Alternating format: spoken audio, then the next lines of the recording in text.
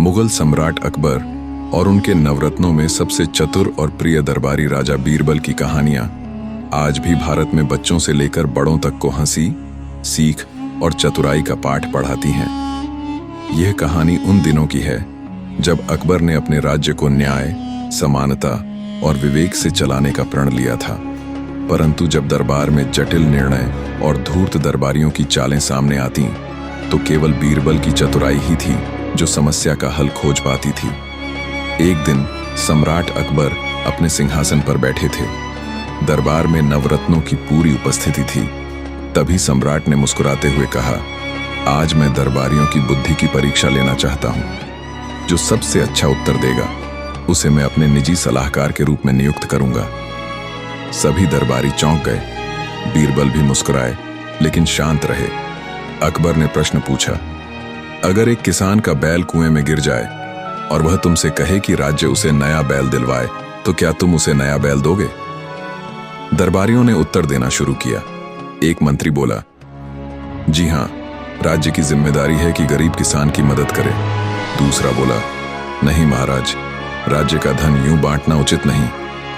हर किसी ने अपना अपना दृष्टिकोण दिया, पर अकबर संतुष्ट नहीं हुए। अंत में बीरबल से पूछा गया।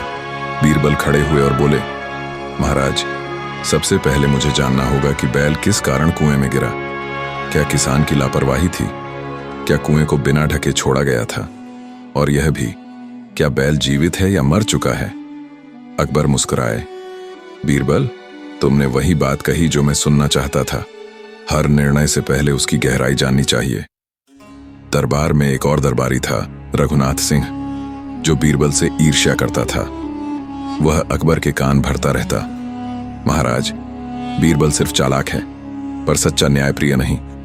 आप उसकी बुद्धि पर ज्यादा भरोसा करते हैं। अकबर को यह बात खटकी। उन्होंने बीरबल की परीक्षा लेने की ठानी। एक सुबह अकबर ने बीरबल को बुलाया और कहा, बीरबल, मुझे राज्य के 3 सबसे बड़े मूर्खों की सूची चाहिए। और हां, तुम खुद चौथे हो यदि ये काम न कर सके। बीरबल मुस्कुराए और बोले, महाराज, 3 दिनों में आपकी आज्ञा पूरी होगी। बीरबल राजधानी की गलियों में घूमने लगे। दूसरे दिन वह दरबार में 3 नामों के साथ पहुंचे। 1, पहला मूर्ख, एक आदमी जो दिन रात अपने ऊंट को शराब पिलाकर कहता था कि ऊंट नाचता है। 2, दूसरा मूर्ख, एक पंडित जो दावा करता था कि वह स्वर्ग जाकर आ चुका है और वहां का किराया वसूलता था। 3, तीसरा मूर्ख। बीरबल ने खुद सम्राट अकबर का नाम लिया। अकबर चौंके। मेरा नाम क्यों? बीरबल ने मुस्कुराकर कहा, महाराज, आपने इन दोनों मूर्खों की बातों पर विश्वास किया और मुझे उनका पता लगाने भेजा तो आप भी तीसरे मूर्ख हुए। पूरे दरबार में ठहाके लगे। अकबर ने बीरबल को इनाम दिया और कहा, तुम्हारी बुद्धि बेमिसाल है। कुछ महीनों बाद बीरबल किसी खास कार्य से दक्षिण भारत गए। इसी बीच रघुनाथ सिंह ने फिर से कोशिश की कि बीरबल को हटाकर वह विशेष सलाहकार बन जाए। एक दिन अकबर ने घोषणा की, जो भी मेरी अंगूठी यमुना नदी से वापस ला देगा, मैं उसे बीरबल की जगह दूंगा। अकबर ने अपनी अंगूठी नदी में फेंकी। सभी दरबारी चुप। रघुनाथ भी पानी में उतरने से डर गया। तब तक बीरबल लौट आए। खबर सुनते ही उन्होंने एक योजना बनाई। बीरबल ने कुछ मजदूरों को बुलाया और नदी के पास एक केले के पेड़ के पास चूरन मिलाकर आटे की गोलियां डालने लगे। अकबर ने पूछा, बीरबल, यह क्या कर रहे हो? बीरबल बोले, महाराज, मैं मछलियों को तैयार कर रहा हूं कि वे आपकी अंगूठी वापस कर दें। अकबर हंस पड़े। अगले दिन बीरबल ने एक मछुआरे को अंगूठी दिखाकर उसे नदी से निकालने को कहा। फिर वह अंगूठी लेकर दरबार में गए और बोले, महाराज, आपकी अंगूठी वापस। अकबर चकित रह गए। कैसे किया? बीरबल बोले, जहां ईमानदारी, योजना और धैर्य हो वहां असंभव भी संभव हो जाता है। अकबर ने रघुनाथ को दरबार से निकाल दिया और बीरबल को पुनः सर्वोच्च सलाहकार बनाया। एक दिन एक महिला दरबार में आई और रोते हुए बोली, महाराज, मेरे पड़ोसी ने मेरी गाय चुरा ली है। पड़ोसी को बुलाया गया। वह बोला, गाय मेरी है, मैं इसे बचपन से पाल रहा हूं। गाय को दरबार लाया गया। अकबर ने बीरबल से कहा, न्याय करो, किसकी है गाय? बीरबल मुस्कुराए।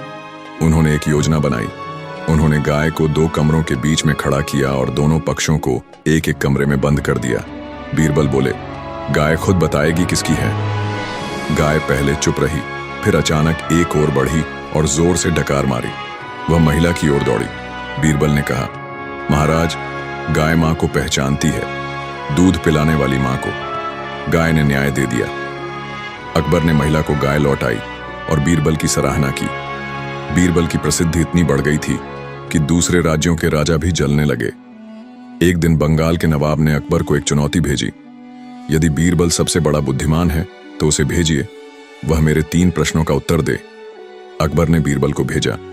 नवाब ने प्रश्न पूछे। 1. आकाश में कितने तारे हैं? 2. धरती का केंद्र कहां है? 3. दिमाग और भाग्य में कौन बड़ा है?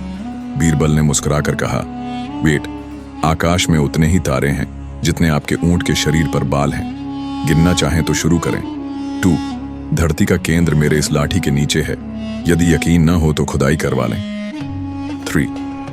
दिमाग बड़ा है, क्योंकि मैं यहां आपके सवालों का जवाब दे रहा हूं और आप सुन रहे हैं। नवाब निरुत्तर रह गया। बीरबल की बुद्धिमत्ता का डंका पूरे हिंदुस्तान में बज उठा। निष्कर्ष, बीरबल न केवल एक चतुर दरबारी थे, बल्कि न्याय, नीति, धैर्य और विवेक के प्रतीक भी थे। उन्होंने बार बार यह सिद्ध किया कि केवल शक्ति नहीं, सही सोच और सच्चाई से ही समाज को चलाया जा सकता है। अकबर ने एक बार कहा था, मेरे पास बहुत सी तलवारें हैं, पर एक बीरबल है और वह सबसे अनमोल है। अगर आपको ये कहानी पसंद आई हो तो इस वीडियो को लाइक करें, कमेंट करके बताएं कि आपको कहानी का कौन सा हिस्सा सबसे अच्छा लगा, और आगे ऐसी दमदार कहानियां सबसे पहले सुनने के लिए सब्सक्राइब जरूर करें।